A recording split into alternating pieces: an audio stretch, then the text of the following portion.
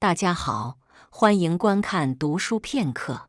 我叫张元，我有一位与我相识相恋10几年的丈夫陈明。前几天，他和我说，公司要求他出差几天，周末会回来陪我过结婚3周年纪念日。可我等到了周末，却发就已经无法联系上他。我焦急万分，联系了他所有的朋友和同事，甚至报了警。我开始感到沮丧和不安，但我从来没有想过事态的发展开始会一发不可收拾。就在我不知该如何是好的时候，我却发觉家里好像多了一个人。因为工作的需要，我们在市里买了一套2居室的2手房。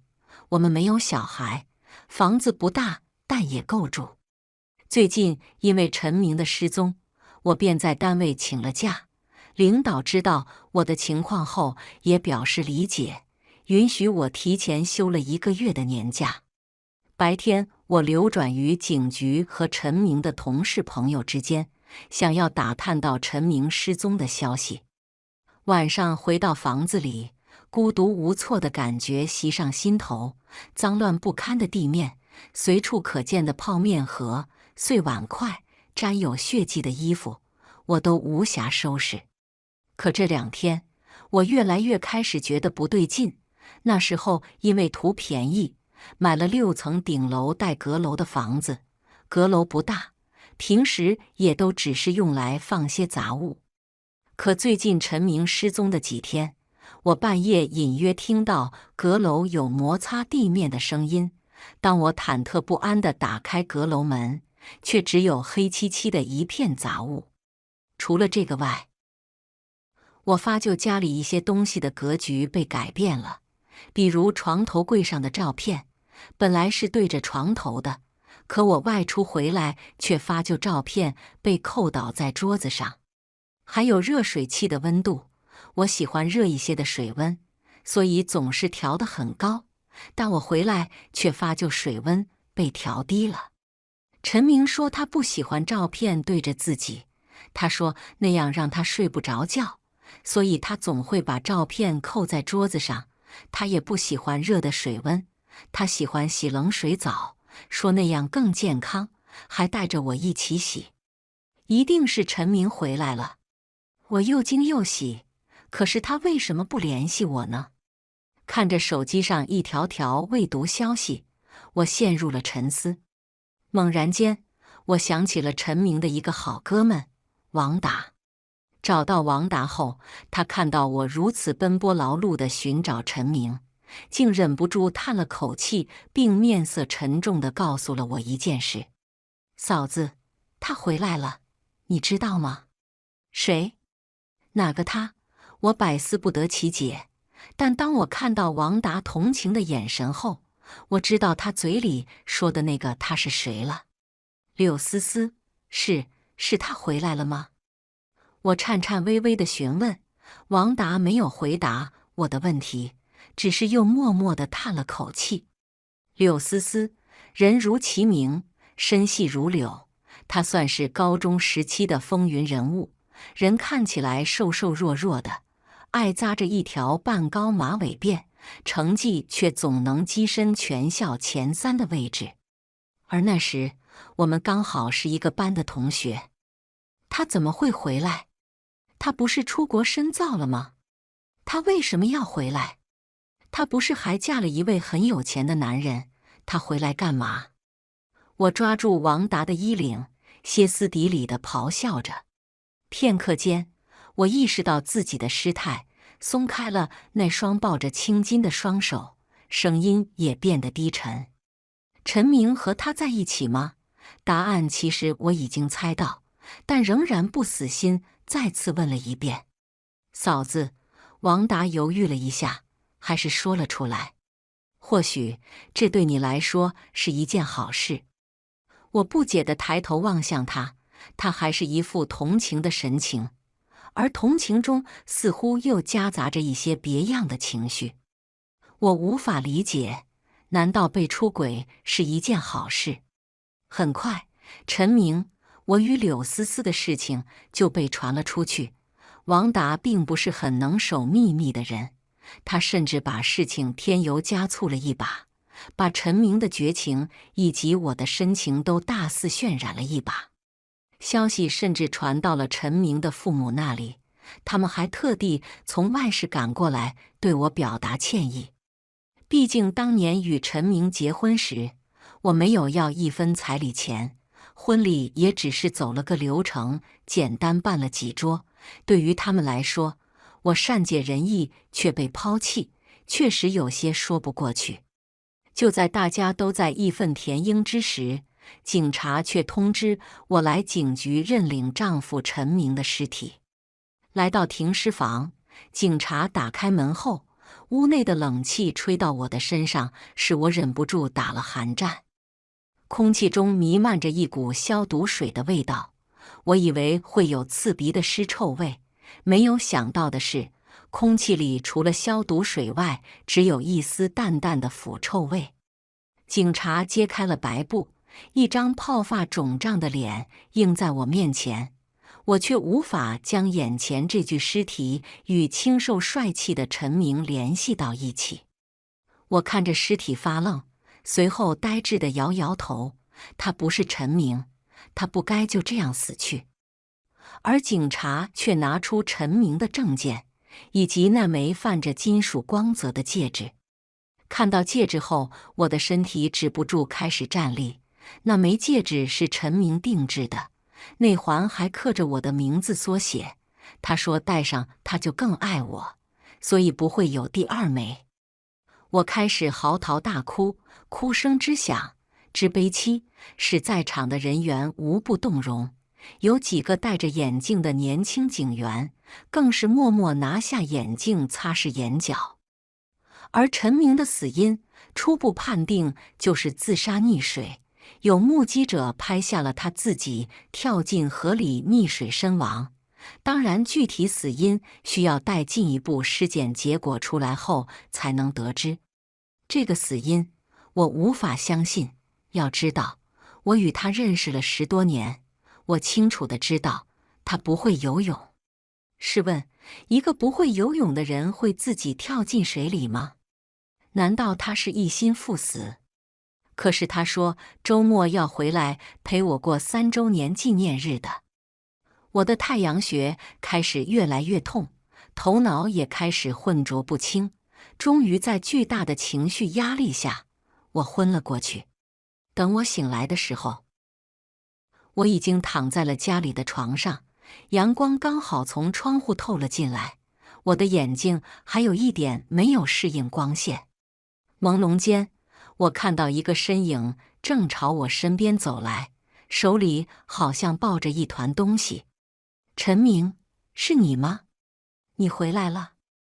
我望向那个身影，充满了期盼，全然忘记陈明已溺水身亡的旧时。他慢慢朝我靠近，发出了吱吱吱的声音，而那声音不是从嘴巴里发出来的，倒像是从肚皮里发出来的。而随着他慢慢的靠近，血腥味及尸臭味开始越发的浓烈，刺鼻的味道让我一个劲的恶心干呕，眼睛也被熏出了泪水。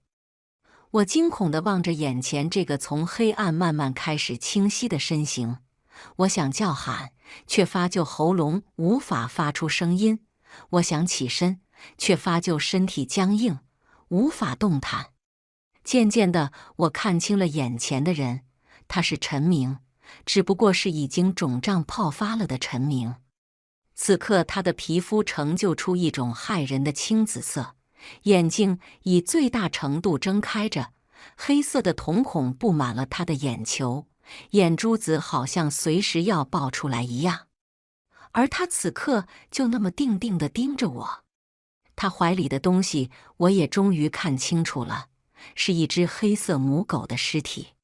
黑狗的身上是数不清的洞眼，不知道被戳了几百下，流淌的血水将狗毛凝结成一缕一缕的。从狗尸体后面，我还看到了更加惊悚的一幕。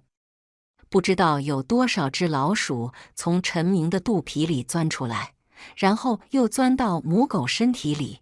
极度的恐慌下，使我拼命叫喊了出来。我大汗淋漓地从睡梦中醒来，好在只是一场梦。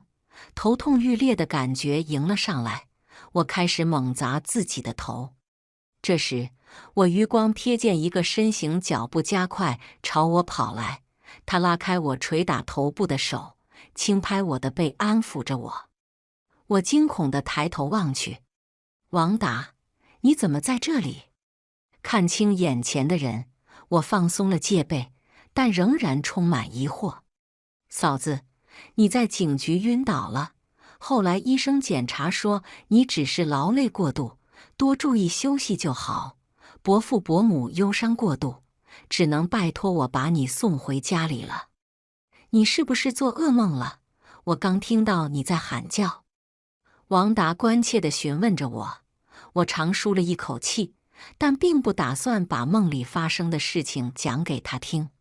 没事，就是做了个梦而已。没事就好。饿了吧？我给你煮了一点小米粥。王达一边陈述着，一边轻轻吹着汤勺里的小米粥，想要往我嘴边送。我胳膊一抬，把王达的手推了回去。谢谢你，但我就再没有什么胃口。你回去吧，我没事，我想自己静一静。可是王达刚想再说什么，我却已经蜷缩着身子，背对着他钻进了被窝，用被子蒙住自己的头。王达无奈的只能摇了摇头，他把小米粥放在我的床头，还不忘记叮嘱我一句：嫂子，那我走了，粥你记得趁热喝。还有，既然事情已经这样了，你千万不要做傻事。我回应了一声，他也只能帮我关上了门。我听到关门的声音后，松了一口气，从被窝里露出了脑袋。可同时，我又感到一阵毛骨悚然。为什么没有听见他下楼的声音？我记得他穿的是皮鞋，下楼声音应该很大。就这样僵持了大概1分钟，我感觉自己的冷汗马上要冒出来了，可我却又不敢走去门前确认，就只能用眼睛直勾勾地盯着门把手。而门后的王达似乎能听见我的心声一般，沉寂了片刻后，还是开了口：嫂子，记得把门关好，我走了。听到他下楼的声音，我松了一口气，随即偷偷来到门前，把门上了锁。今天发生的事情已经够可怕了，我就在还是心有余悸。我无法想象他在门口站着的那1分钟，脑袋里究竟在想些什么。冷静下来以后，我开始想陈明溺亡的事情，回忆起我与他过去相识相爱的过往。我们高2是同班同学，虽说是同班的，我却从未注意到他，直到那次在校外。那天下了不小的雨，我看见他独自站在雨地里，雨水打湿了他的头发，还有校服。他的身形高瘦，湿冷的雨水使校服贴在他骨肉分明的背上。我见到他如一个没有知觉的木偶人，腿脚机械麻木地前行。等我经过他时，便认出了他的面孔，不知是出于什么心理，我把伞打在了他的头顶。这也是我后悔终生的一次决定。同学，淋雨一定很冷吧？我们可以一起打。这是我第一次见陈明说的话。他发就头顶的伞后，先是一愣，随即他望向我，他的眼里有一种说不清道不明的破碎感。我只看一眼，便被迷住了。后来，我们成为了非常要好的朋友。我很喜欢写一些散文小说，每次写完都会先拿给他看，之后他会认真读完，并写上他的评语。当时我以为我是学校里他心中最重要的人，后来我才知道自己的想法有多么可笑。高中毕业后，我们考上不同城市的大学，在临行前，我们最后约在一起玩了一次。我们吃完饭在公园逛了一会，公园有一个平台，离地大概3米多高，我爬了上去，而陈明站在平台下方，他伸出双手对我说：“圆圆，跳下来，我接着你。”而我没有一丝犹豫，直接就跳了下去。最后我们2个人都摔倒在了水泥地上，手腕磨破了点皮，随即我们干脆躺在地上一起哈哈大笑。可笑着笑着，我却发就陈明哭了。送我上车站前，他突然紧紧地抱着我，我一瞬间脑袋空白了。我们一直以朋友的名义在一起玩，但却没有提出过恋人关系。虽然明眼人一下就能看出来，我喜欢陈明。陈明当时已经1.8米左右的身高了，而我大概只有1.6米左右。抱着我的时候，我的脸正好对在他的肩膀上，这让本就大脑空白的我呼吸也有点困难了。而他却低下头，嘴唇靠近我的耳边，我的耳朵都能感受到他温热的呼吸，心跳也猛然加速跳动起来。我以为他会和我确定关系，或者说做他女朋友之类的话，再或者亲我一下，但这些他都没有做，他只是趴在我耳边说了这样一句话：“圆圆，永远不要背叛我。”说完他便松开了我，头也不回地走了。我一直不明白他说这句话的意思，直到5年后，我才终于明白。大学期间，我拼命地写小说赚钱，或许只有忙碌的生活，才能让我忘却对他的思念。那时候，我还交到了一位好朋友，为了他，我干脆从大学的宿舍里搬了出来，在外面租了一间屋子。好在我的稿费足够负担我们的生活开支，每天有人作伴，日子倒也轻松自在。虽然这样的生活只维持了2年。大3的时候，陈明出救了。他并没有提前给我打招呼，而是到了我的学校门口才给我发了消息。看到消息后，我又惊又喜，甚至偷偷趁老师不注意逃了课去见他。我出校门的时候，他正在柳树下抽烟，烟雾在他周围缭绕，我不禁看得入了神。他的容貌与高中时相比变化不大，只是多了些许沧桑感。我不知道他是什么时候学会抽烟的，至少高中的时候他告诉我他不会碰烟。柳树旁边地上还有几个烟屁股，看样子他已经来了有一会了。他的头发杂乱无章，像是好几天都没有梳理过。尽管如此，他依旧是我心中的白马王子。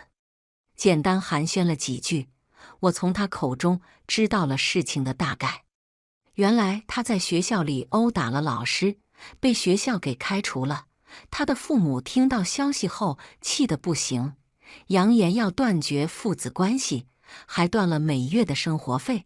他一时想不到其他办法，就想到了我。一想到可以日日见到朝思暮想的人，我的心里便乐开了花。后来好像一切都是水到渠成一样，他第一次亲吻我是在酒店的床上，虽然没有罗曼蒂克的场景，但我已是知足。他的吻总是充满侵略性，而我就像是奴隶一般屈服于他的身下。再后来，我大4去实习了，他也跟着我去了我实习的城市。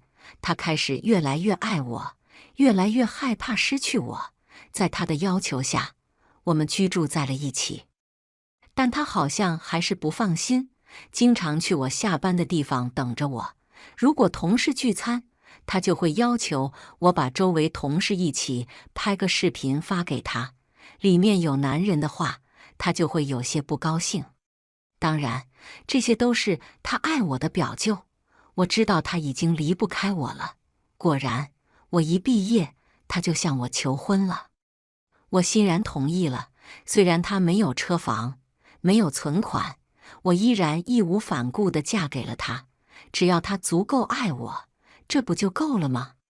不知不觉中，天已经黑了下来，我的肚子开始咕噜咕噜的叫响。我端起身旁的小米粥，正准备喝下，猛然间，我又听到了阁楼摩擦的声音。这次我100%确认，阁楼上有人，而他不知道在翻找什么东西。我拿出了手机报了警。就在我等待警察到来的时候，我开始思考，阁楼上都是些杂物，偷东西也没有什么可偷的呀，除非他在找什么重要的东西。猛然间，我的心头一惊，想到了什么，我当下做出了决定，必须要在警察来之前先制服他，否则那东西……我从抽屉里翻出了一根电棍，这电棍我还从来没有使用过。陈明告诉我，这个电棍很趁手，电击人以后并不会让他晕厥，而是直接失去反抗能力，却能保持清醒的状态。我小心翼翼地打开阁楼的门，大气都不敢喘一下。此时我还能听到那个人在翻找着东西，而我的心却跳得无比厉害。我并没有太多把握能赢。正在我想继续靠近他时，他的动作却突然瞬间停止了。黑暗中没有声音，我开始无法确定他的位置。我更加慌张了，一不小心还撞倒了一个瓶子。瓶子碰撞地面，发出清脆的响声。这不合时宜的声音在阁楼里更是被放大了2倍。死气沉沉的黑暗里，处处透露着危险。就在我不知是进还是退时，我感到有一阵疾风朝我冲了过来，而我则直接被撞倒在地，手里的电棍也不知滚到哪里去了。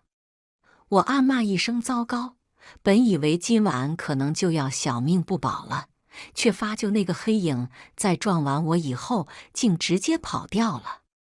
大概过了几分钟，警察赶了过来。我只是有一点轻微的擦伤，问题倒是不大。警察让我清点一下财物，看是否有丢失。我清点后发觉钱财并没有少。警察想要调取小区的监控，但由于老小区年久失修，监控设备早就不工作了，所以暂时也无法得知小偷的真正面目。警察在安抚完我并叮嘱我换门锁后离开了，而我躺在床上却开始辗转反侧了。财物确实是一样都没有少，可是有一样东西丢了，我没有告诉警察，它丢了，要出大问题。也不知道最后有没有睡着，我几乎是失眠了一整晚。就在我刚要眯上眼睛的时候，电话忽地响起了。我接起电话，那边一个职业女性的声音传了过来：“张女士，您丈夫的尸检结果已经出来了，需要您来一下警局。还有就是有一个女人来警局自首，她说她杀了您的丈夫。”如果刚刚我还有困倦的神志，在听完后面这句后就马上清醒过来了。好，我马上到。我匆匆忙忙挂掉电话，穿上衣服就往警局赶。到了警局以后，警察给我看了尸检报告，看到死因后，我眉头微微一皱，就在我才知道，陈明并不是单纯的溺亡。而我也见到了那个自称杀害我丈夫陈明的女人，看到女人苍白瘦弱的面庞时，我不由得一惊，竟然是她。你为什么要这么做？我的声音开始止不住的颤抖，我只能紧紧抓住桌角，用指甲抠在木屑里，以此才能冷静下来。因为他口口声声说着爱我，却不愿和你离婚，我恨他，所以杀了他。对面的女子一副不知悔改、理直气壮的样子回复着我。我看着他瘦弱的身形，却还能嘴硬地说着这些。你知道我问的不是这个，到底是为什么？我一字一顿地怒喊着说出了这句话，他似乎是被我吓唬住了，半晌没有吭声，只定定地看着我的眼睛，然后温柔似水般说着：“因为我想让他死，也没办法和你在一起，而你却只能孤独地活着。”他声音很细，可讲出来的话却很恶毒，尤其最后2个字，他还加重了声音。我大受刺激，开始发疯般敲打我们之间的栏杆。警卫见状，赶紧把我给拉走，而我却看见那女子竟然还露出了微笑。那女人不是别人，正是柳思思，是陈明高中时期的白月光。他说也是他人生里的朱砂痣。而当我问他我是他的什么时，他却不吭声。或许我什么都不是。还记得第一次遇到陈明是在雨地里，他之所以失魂落魄走在雨地里，就是因为他向他最爱的女孩告白被拒。但后来他其实一直没有放弃过，可能告白了无数次吧。这也是我与他在高中时期永远无法捅破朋友关系的原因。而为什么大学后他会和我交往？也许是因为他得知他的意中人已经嫁给了一个有钱人吧。他知道已经没有机会了，还不如选择我，一个永远趴在他身边听话的小狗。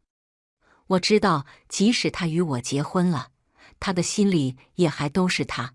多少次在他醉酒的夜里，我听见他呼喊的名字永远都是思思。关于我丈夫陈明被杀的案子马上就要开审了，在距离审判开始的日子里，我驱车去了很多的地方，有我高中的母校，大学的学校，大学时租住的小屋。那间小屋是一个阿婆家的。有一次天下着小雪，我看见一个阿婆推着一辆3轮车，上面还拉着各种各样的塑料瓶纸盒子。我看她很吃力，于是出于好心，我就帮她把车子推回了家。她对我表示了感谢，还煮了姜糖水给我喝。后来通过聊天，她知道我想要租房子，正好她的子女准备把她接到大城市生活，她也就便宜租给了我。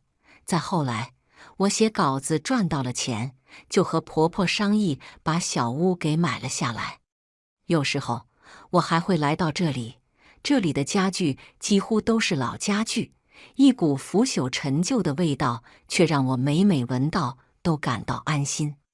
角落里，一张相框立在桌旁。我捡起相框，用衣袖小心地将上面的灰尘擦拭干净。2张阳光灿烂的笑脸绽放在我面前。看着那熟悉的笑脸，我也忍不住笑了。从小被父母寄养在别人家里的我，总是渴望爱和幸福，有时候过度的渴望爱，却给自己带来了许多伤害。就在我还沉浸在回忆中时，一个人突然闯了进来，我顿时一惊，下意识地将相册往身后藏。来的不是别人，正是王达。你怎么会在这里？你跟踪我。我从惊讶开始转变为愤怒。他也不吭声，只是到我跟前时，迅速将手伸向我背后，同我撕扯抢夺那张相片。我的力气并不及他，相片被他抢了过去。等他看清照片上的人时，他用极不可思议的眼神望向我，他发出几乎嘶哑的声音：“你和他，你和柳思思到底怎么回事？还有陈明的死究竟是怎么回事？这很重要吗？”我语气悲凉地回复他。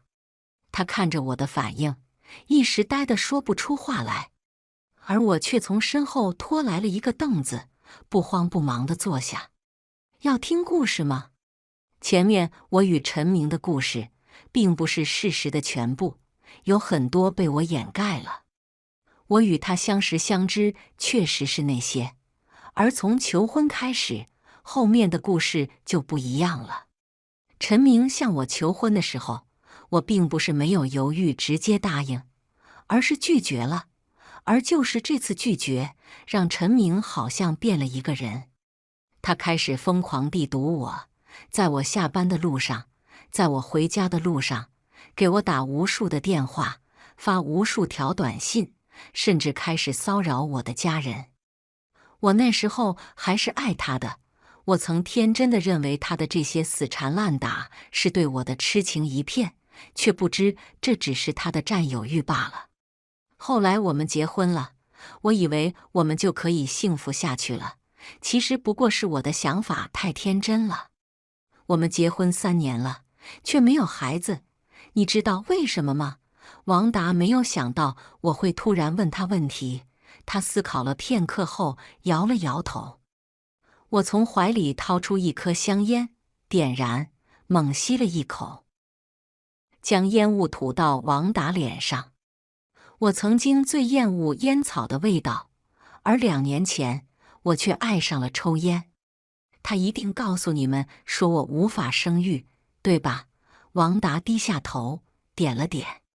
看到他的反应，我笑出了声，笑声无比凄凉。我又猛吸了一口烟，烟雾从口腔吸入，喉咙立马感到了灼烧感，胸部也隐隐发闷，但我的脑袋却得到了片刻的昏沉。即使是做个坏人，他都不敢承认。事实上，我们有过孩子的，我的眼里开始泛起淡淡泪光。我与陈明结婚1年后，我就怀孕了。那时候月份还不大，民间流传怀孕前3个月不要告诉别人，否则会对胎儿不好。所以这件事只有我和陈明2个人知道。也就是这1年，他对我的占有欲达到了顶峰。有一次同事聚餐，开会的时候我把手机设了静音，聚餐的时候忘记调回来了。他的电话我没有接上，聚餐结束我看到他的未接来电，马上回拨了回去，可是都没有接通。当我回到家中，刚打开灯，就看到他笔直地坐在客厅沙发上，一言不发。这让我吓了一跳，而他正死死地盯着我，眼神阴寒地让我打颤。我只能赶紧陪着笑脸向他解释，可是他却看着我，皮笑肉不笑地说了句：“既然犯了错，就该接受惩罚。”他抓住我的头发，将我甩在地上。我一个踉跄头磕在桌角上，顿时鲜血从头顶流下来，流进我的眼里、嘴巴里，血是咸咸的。他的脚就像是给我灭火那样，一脚接一脚跺在我的腿上，直到他筋疲力尽、心满意足地倚靠在沙发上，如观赏一只动物一般，饶有兴趣地盯着伤痕累累的我。那是我第1次挨打，被打以后，我第1次有了想离婚的念头。我要和你离婚，我痛哭着脱口而出。陈明在听到我的话后，则猛然跳起来，骑在我的身上，用手死死掐住我的脖子。无助的窒息感和对死亡的恐惧让我使劲拍打他的手臂，但都无济于事。就在我以为我会就此死去之时，他竟然松开了掐着我脖子的手，将我搂在怀中，一遍又一遍地说着对不起。自从那次以后，他开始寻找打我的理由，再到后来，他连理由也懒得找了。他说我不过是条母狗，想打便打。为了防止被别人发觉，他只打我衣服能盖住的部位，不打脸。我曾尝试报了警，可是接线员听到我们是夫妻后，就劝我有事情好好商量。那时候我就知道，家暴报了警也没用，即使我起诉离婚成功了，他又会放过我，放过我的家人吗？他拿着一把明晃晃的杀猪刀在我面前威胁我，如果我逃跑或者和他离婚，那他就会追到我家里砍死我的父母，就用这把刀把他们剁成很多块。后来我发觉我怀孕了，本以为他会因为我怀孕而不打我，不过只是我太天真。他说要送我一件小礼物，他定制了一枚戒指。是的，就是警察拿给我看的戒指。你知道为什么我看到那枚戒指那么害怕吗？我忽然情绪激动，抓住王达的胳膊，摇晃着问。王达怔怔地望着我，呆滞地摇头。我冷笑了一下，继续讲着。那个戒指有个小开关，在内环里面，很隐秘，只要用针用力戳一下，戒指外面就会伸出一个尖头，而他就用那个尖头戳在我的身上。说罢，我扯开衣领，朝着王达露出了布满斑痕的后背。王达倒吸了一口凉气，如一根腐朽的老木，茫然无措地呆站着，眼神里充满了怜惜及愤怒。那时候我还怀着孩子，我恳求他不要扎肚子，不要伤着孩子，可最终孩子也没保住，而我那次以后却再也无法生育了。一连串的泪珠从我的脸上不由自主地流下来，或许是为那苦命的孩子感到愧疚，又或许是为他没有出世感到幸运。平整了下情绪，我继续说道：除此以外，他还想到了很多折磨我的法子，比如用冷水浇我身上，用电击棒打我。他说这样可以看到我在清醒意识下被摆布的样子。他还摔碎碗碟，让我光着腿在上面爬。不要再说了。王达感觉实在听不下去了，他脸色煞白，冷汗从后脊梁流出，两只胳膊紧紧地抱着自己的头。不知过了多久，王达的情绪平静下来，他看着我说：那你和柳思思是怎么回事？这张合影又是怎么回事？听到这个名字，我眉头舒展开来。柳思思啊，我与她可算早就认识了。其实算起来，初中的时候我与她便是同学了。她身上没有好学生端着的那副架子，她很亲切。在那时候，班级每隔几个月就会通过考试成绩进行重新排座位，而座位是学生自己选的，只不过选择的顺序是按照成绩排名选择，成绩好的可以优先选座位和同桌，成绩差的一般只能挑剩下的。而那时候因为这一制度，大多成绩好的学生都瞧不起成绩差的学生，好学生都选成绩好的坐一起，只有一个人例外，那就是柳思思。她常年班级第一，这个排名几乎没有意外。意外的是，她选同桌选了我，一个一脚踩进倒数排名的差生我。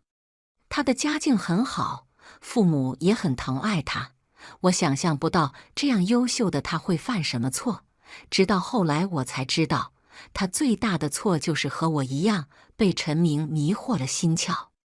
高中毕业后，我真的以为他出国留学了，直到我在大学城附近的街道遇见他，我才知道他压根就没有出国。他跟着陈明私奔了，他的父母为了名声，只能对外声称女儿出国了。6年前，我在大街上遇见他的时候，他穿着一件肥大的 T 恤，头发凌乱不堪，衣服看起来很久没有洗，上面布满了油渍。他带着肚子，鞋子还掉了一只。即使这样，我还是在街上一眼就认出了他。王达听到这些后，眉头皱成了一团，手死死地抓着上衣的下摆，他在隐忍着情绪。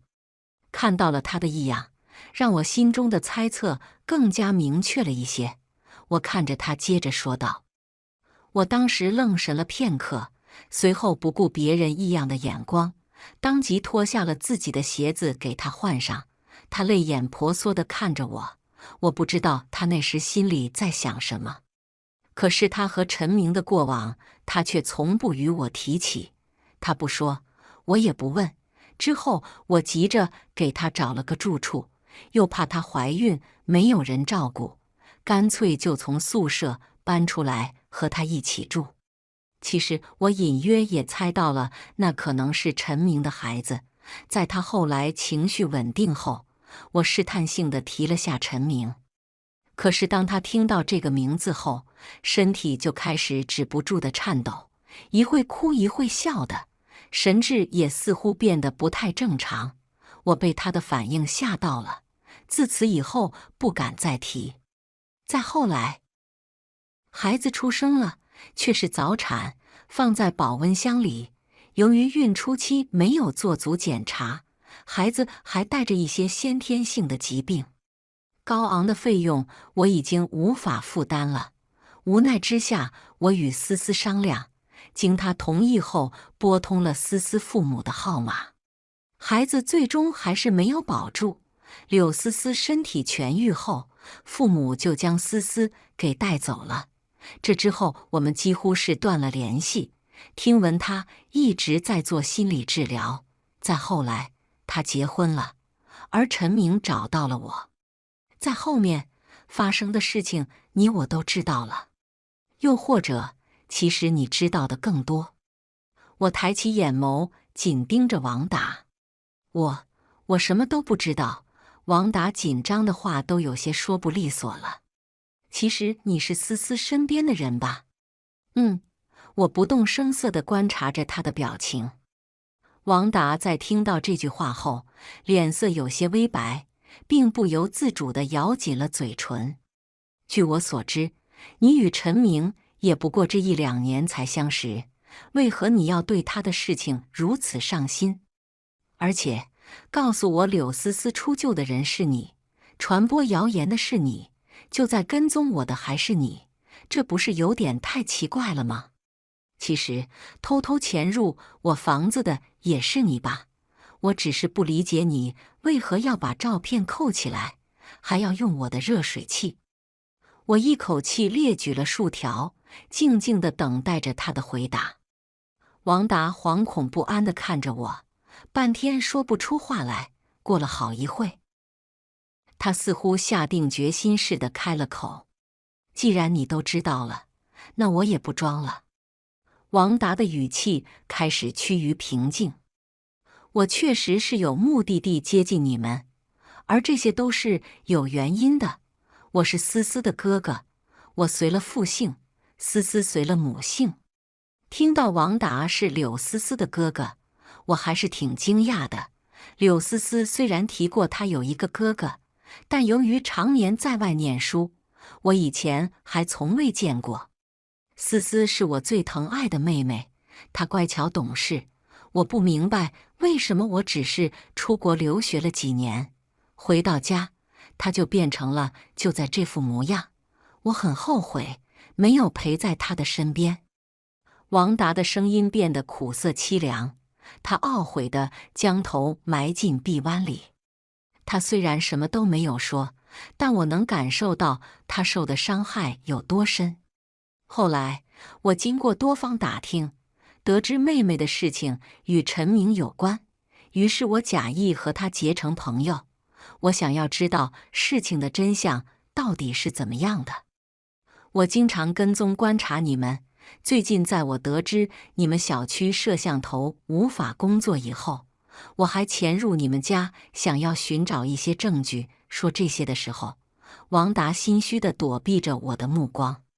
所以你是知道什么吗？我忍不住发问。我发就陈明是一个有着极度占有欲，并有暴力倾向的人，而通过和他交往加深，他还在酒后跟我讲了他和思思的故事。他告诉我他有多么爱思思，其实那不过是畸形的爱罢了。他把思思当成宠物一样圈养在家里，吃喝拉撒全在一个房间里。他说他不想最爱的人离开他的视线。我不知道思思是怎么度过那样一段黑暗的时光。那时候我就想杀了他。王达的眼中展露出凶光，他几乎是咬牙切齿地说出这句话。可我没想到思思对他的执念还那么深。从王达后面的叙述中，我才得知，柳思思在与富商结婚后，不知什么原因又迅速离婚了，而且她不知道用什么途径又与陈明联系上了。陈明本就爱她爱得要命，就在她出救了，他巴不得一天24小时都陪在她的身边。这也就是为什么陈明失踪了几天却不愿意回复我的原因，他的心已经完全被柳思思勾走了。而让王达传播这些事情是柳思思的主意，虽然王达并不情愿，可是为了哄妹妹开心，他几乎什么都愿意做。或许这是为了让我知难而退，但王达怎么都不会想到，妹妹竟然因为陈明没有及时同我离婚而杀了他。这让王达彻底慌了，他找了本市最好的律师来帮妹妹打官司，除此以外，他想不到其他的办法可以救妹妹。此刻，王达的眼睛空洞无神，满目的绝望。我起身掐熄了那支烟头，轻轻地拍打他的肩膀。马上就会有答案了。案子如期开审了，柳思思看起来精神头不错，脸上还泛着微微红光，看着一点也不像一个犯人。她的证词和之前一致，并且她对自己杀害陈明一案供认不讳。然而审判结束，她却被判处行政拘留10天，10天后她被放了出来。因为他压根就不是啥凶手。此外，更重要的是，真正的凶手自首了。陈明的尸检报告检查到他虽是溺水，但是在他溺亡前曾服用过量的神经药物以及毒品，导致神经错乱后跳入河中死亡。而那药物就是我陈元，他的妻子亲自喂给他的。实际上，我从2年前他家暴我以后，就已经开始给他偷偷下药了。因为我本身有抑郁症，所以开一些神经类药物很正常。而毒品是我花了不少钱在黑市买的，每次我放的量都很少，神经类药物配着一点点毒品，这让他慢慢的越来越上瘾。我想看着他慢慢神经错乱，慢慢抓狂疯癫，我很享受这个细水长流的过程。如果直接让他死掉，有些太便宜他了。可是柳思思的到来，使我的计划发生了改变。